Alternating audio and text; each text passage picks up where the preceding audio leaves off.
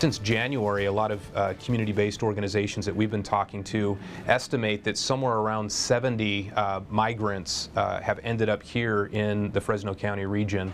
So the county's working very hard to provide very basic services, clearly health screening. Fresno County Supervisor Nathan Magsick revealing this week dozens of migrants have been dropped off in the county, leaving many elected leaders caught by surprise. So the crisis at the border spilling over into many border states, and the Central Valley really now becoming the new home for dozens of migrant families. Let's talk about it with our panel this week. Clovis Unified trustee, former Fresno City Council member, former Assembly candidate Clint Olivier is here. Thank you. And Clovis City Council member Diane Pierce is here. Great to have you both. All right, I want to start with this. A lot happening on so many levels with the migrant families, right? They're being bused into Fresno, unexpected, new to all of us, really. What should be done now as the process is now happening? Should they send them back to El Paso? Should they continue to bus them to San Diego where they originally thought they were going? What should happen now? Or should they stay here?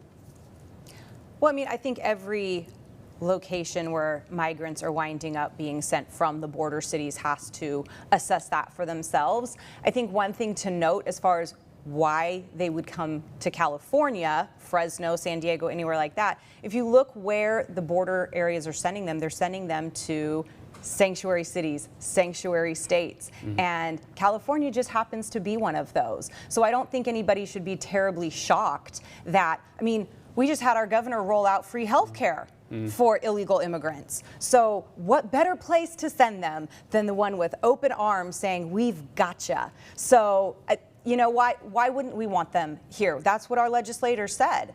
That's what everyone who voted for Democrats said. We're getting what we voted for. So that's been something that Governor Newsom has promoted. It's been something that our Democrats in Sacramento have been gleeful about, and now here they are.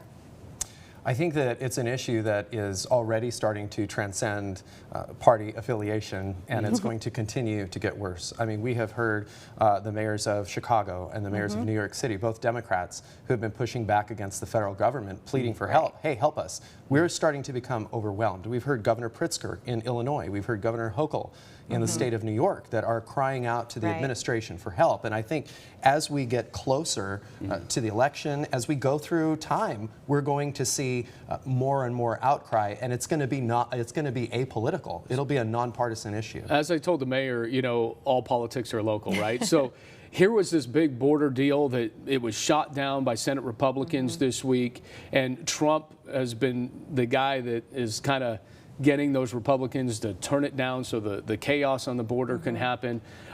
So it's centralized into the political or the presidential election. But could that backfire on two big races here? John Duarte taking on Adam Gray, and then, of course, Rudy Salas taking on David Valadao. Is that something that could backfire for those two incumbent Republicans?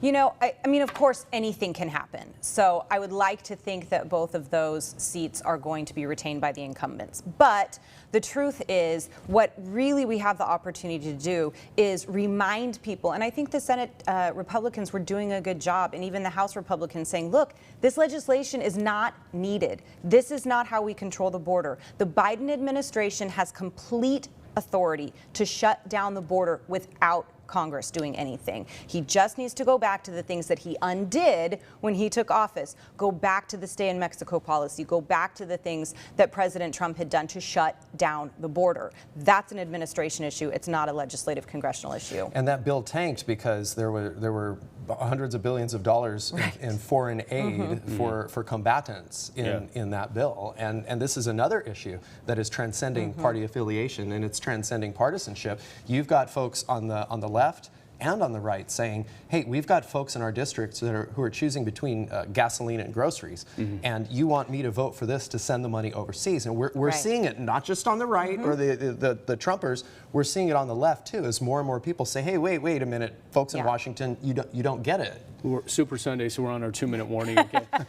Big shakeup this week. The Republican National Committee Chairwoman Ronna McDaniel says, hey, after the South Carolina primary, just Trump asketh, you're going to receive it, I'm stepping down. Right. Although it still seems a little shaky, we're not really sure here, but The Republican Party seems on shaky ground. Mm-hmm. Again, that could translate into races that are happening here at home. Is this a big problem?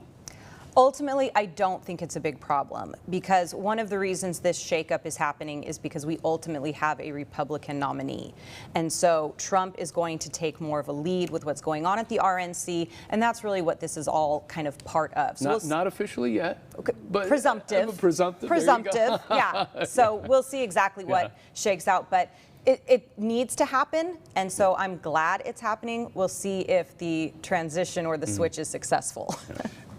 Very quickly, it's a tough job. It's a very, very tough job. You're serving so many masters, and you're working with Donald Trump, and he is a big personality, and so we'll have to see who they replace her with. But it's a job that is, I assume it's a 24/7 job, and it's hard to kind of do the work-life balance. All right, real quick, Taylor Swift. Yes. Will Swiftie Nation leave an indelible mark on this presidential election? Real quick.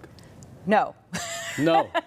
No, I mean, her demographic is going to skew Democrat as it is. She endorsed Biden in 2020, but she also endorsed candidates in Tennessee, and sitting Senator Marsha Blackburn is there much to the chagrin of Taylor Swift. Current governor in Tennessee, much to Taylor Swift's chagrin. Real quick.